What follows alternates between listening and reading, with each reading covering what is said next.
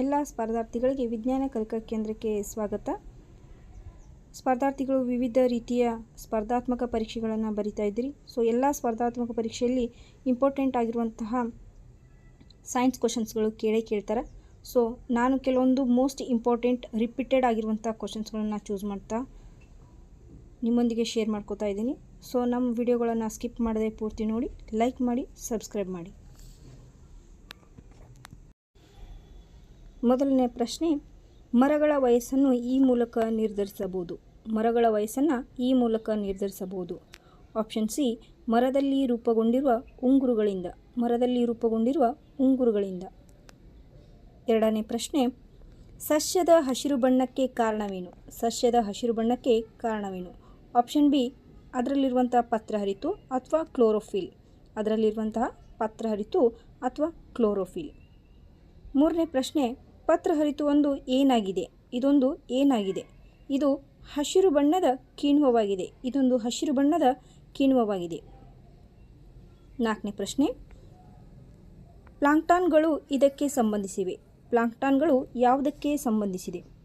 ಇದು ಒಂದು ನೀರಿನೊಳಗೆ ಗುಂಪಾಗಿ ಜಾರಿಕೊಂಡು ಹೋಗುವ ಜೀವಿಗಳಾಗಿವೆ. ಪ್ಲಾಂಕ್ಟಾನ್ಗಳು ನೀರಿನೊಳಗೆ ಗುಂಪಾಗಿ ಜಾರಿಕೊಂಡು ಹೋಗುವ ಜೀವಿಗಳಾಗಿವೆ.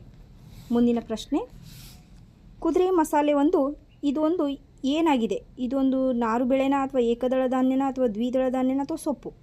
ಸೊ ಕುದುರೆ ಮಸಾಲೆ ಅನ್ನೋದು ಒಂದು ಸೊಪ್ಪಾಗಿದೆ.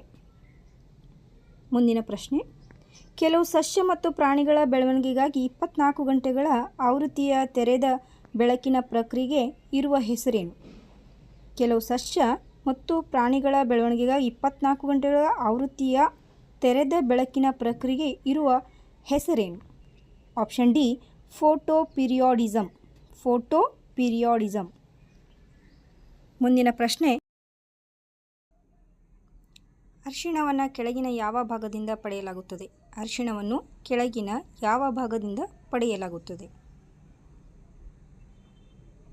ಆಪ್ಷನ್ ಡಿ, ಕಾಂಡ. ಆಪ್ಷನ್ ಡಿ, ಕಾಂಡ. ಇದರ ಸಹಾಯದಿಂದ ಸಸ್ಯ ಬೆಳವಣಿಗೆಯನ್ನು ಸುಧಾರಿಸಬಹುದು. ಇದರ ಸಹಾಯದಿಂದ ಸಸ್ಯ ಬೆಳವಣಿಗೆಯನ್ನು ಸುಧಾರಿಸಬಹುದು. ಆಪ್ಷನ್ ಎ, ಹಾರ್ಮೋನ್ಗಳು. ಆಪ್ಷನ್ ಎ, ಹಾರ್ಮೋನ್ಗಳು. ಮುಂದಿನ ಪ್ರಶ್ನೆ, ಹೊಂದಿಸಿ ಬರೆಯಿರಿ ಕೊಟ್ಟಿದ್ದಾರೆ. ಒಂದು ಕಡೆ ಪಟ್ಟಿಯಲ್ಲಿ ಕಾಂಡ, ಎಲೆ, ಹೂವು, ಇನ್ನೊಂದು ಪ್ರಜನನ, ಸಂಗ್ರಹಣ, ಉಸಿರಾಟ. ಸೊ ಕಾಂಡದ ಕೆಲಸವೇನು ಅನ್ನೋದು ನಮ್ಗೆ ಗೊತ್ತಿರಬೇಕು. ಸೊ ಕಾಂಡ ಸಂಗ್ರಹಣೆಯನ್ನು ಮಾಡ್ತದೆ, ಎಲೆಗಳು ಉಸಿರಾಟ ಕ್ರಿಯೆಯನ್ನು ಮಾಡ್ತದೆ, ಹೂವು ಪ್ರಜನನ ಕ್ರಿಯೆಯನ್ನು ಮಾಡುತ್ತದೆ. ಸೊ ಆಪ್ಷನ್ ಬಿ ಸರಿಯಾದ ಉತ್ತರ. ಮುಂದಿನ ಪ್ರಶ್ನೆ, ಲೆಗ್ಯುಮಿನೋಸ್ ಕುಟುಂಬದ ಸಸ್ಯಗಳು ಮಣ್ಣಿನ ಫಲವತ್ತತೆಯನ್ನು ಹೆಚ್ಚಿಸುತ್ತವೆ. ಹೇಗೆಂದರೆ? ಆಪ್ಷನ್ ಎ ಸರಿಯಾದ ಉತ್ತರ. ಅವು ವಾಯುಮಂಡಲದ ಸಾರಜನಕವನ್ನು ಮಣ್ಣಿಗೆ ಸೇರಿಸುತ್ತವೆ. ಅವು ವಾಯುಮಂಡಲದ ಸಾರಜನಕವನ್ನು ಮಣ್ಣಿಗೆ ಸೇರಿಸುತ್ತವೆ. ಮುಂದಿನ ಪ್ರಶ್ನೆ, ವಾತಾವರಣದ ಎಲ್ಲ ಸ್ಥಿತಿಗಳಲ್ಲಿ ನಿರೋಧದ ಗರಿಷ್ಠ ಸಾಮರ್ಥ್ಯವು ಇದರಿಂದ ತೋರಿಸಲ್ಪಡುತ್ತದೆ. ಆಪ್ಷನ್ ಎ ಬೀಜ. ಆಪ್ಷನ್ ಎ ಬೀಜ. ಮುಂದಿನ ಪ್ರಶ್ನೆ, ಗಜ್ಜರಿಗೆ ಸಂಬಂಧಿಸಿದಂತೆ ಇದು ನಿಜವಾದ ಹೇಳಿಕೆ. ಆಪ್ಷನ್ ಎ, ಪ್ರಧಾನ ಬೇರು ಮಾರ್ಪಾಡುಗೊಂಡಿರುವುದು ಆಹಾರ ಸಂಗ್ರಹಣೆಗಾಗಿ. ಪ್ರಧಾನ ಬೇರು ಮಾರ್ಪಾಡುಗೊಂಡಿರುವುದು ಆಹಾರ ಸಂಗ್ರಹಣೆಗಾಗಿ.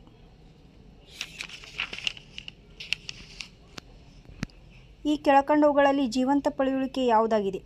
ಈ ಕೆಳಕಂಡವುಗಳಲ್ಲಿ ಜೀವಂತ ಪಳೆಯುಳಿಕೆ ಯಾವುದಾಗಿದೆ? ಆಪ್ಷನ್ ಬಿ, ಹಸಿರು ಅಲ್ಗಾಯ್. ಆಪ್ಷನ್ ಬಿ, ಹಸಿರು ಅಲ್ಗಾಯ್. ದ್ವಿತೀಯ ಸಂಶ್ಲೇಷಣೆ ಸಾಮಾನ್ಯವಾಗಿ ನಡೆಸುವ ಸಸ್ಯದ ಭಾಗಗಳು ಯಾವುವು? ದ್ವಿತೀಯ ಸಂಶ್ಲೇಷಣೆ ಸಾಮಾನ್ಯವಾಗಿ ನಡೆಸುವ ಸಸ್ಯದ ಭಾಗಗಳು ಯಾವುವು? ಆಪ್ಷನ್ ಎ, ಕ್ಲೋರೋಪ್ಲಾಸ್ಮಾಗಳಿರುವ ಎಲೆ ಮತ್ತಿತರ ಭಾಗಗಳು. ಕ್ಲೋರೋಪ್ಲಾಸ್ಮಾಗಳಿರುವ ಎಲೆ ಮತ್ತಿತರ ಭಾಗಗಳು. ಮುಂದಿನ ಪ್ರಶ್ನೆ, ವಾಟರ್ ಹಯಾಸಿಂತ್ ಜಲನೀಲಿ ಹೂಗಿಡ ಇದರ ಸಂಬಂಧಿಯಾಗಿದೆ. ಇದರ ಸಂಬಂಧಿಯಾಗಿದೆ. ಪಿಸ್ಟಿಯಾ. Option B, ಪಿಸ್ಟಿಯಾ. ಪತ್ರಹರಿತಿನಲ್ಲಿರುವಂಥ ಧಾತು ಯಾವುದು?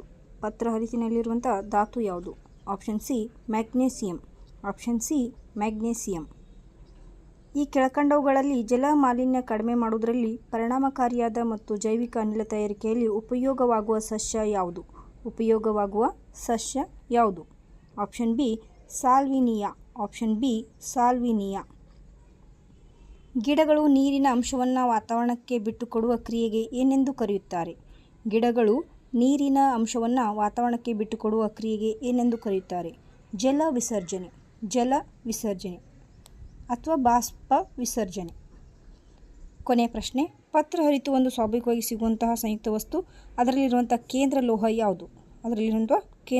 ಯಾವುದು? ಇದು ರಿಪೀಟೆಡ್ ಆಗಿರುವಂಥ ಪ್ರಶ್ನೆ. So option A magnesium. Video ಪೂರ್ತಿ ನೋಡೋದಕ್ಕೆ ಧನ್ಯವಾದಗಳು. ಇನ್ನಷ್ಟು ಪ್ರಮುಖ ವಿಜ್ಞಾನ ಪ್ರಶ್ನೋತ್ತರಗಳನ್ನು ಮುಂದಿನ ಅವಧಿಯಲ್ಲಿ ತೆಗೆದುಕೊಂಡು ಬರ್ತೀನಿ. ಧನ್ಯವಾದಗಳು.